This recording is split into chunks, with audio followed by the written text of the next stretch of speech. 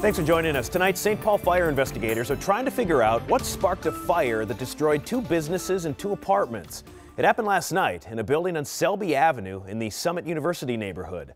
Lou Raguse went there today, where the people in that community are already feeling the loss.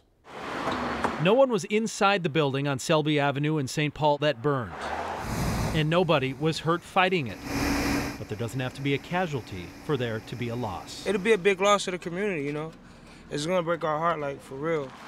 The building on Selby Avenue and St. Albans Street was home to 2 locally owned businesses and 2 upstairs apartments. Clean Cuts Barbershop and Avenue Grocery are destroyed. The building will likely never be used again. That seems to be the preliminary findings, that they will be condemning the building and knocking it down.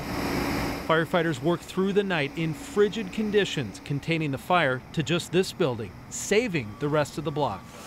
The result, the next day, a charred brick skeleton encased in icicles that no passerby could resist photographing. Guess that's what firefighting looks like in 10-degree weather, huh? That's the tragic part for neighbors who lose businesses they regularly used. A social place is a place you can go when you need help. You know, it's like I said, it's a family barbershop, you know.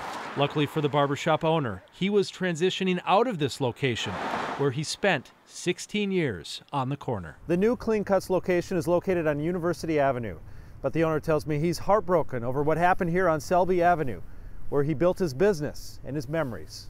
In St. Paul, Lou Raguse, KARE 11 News.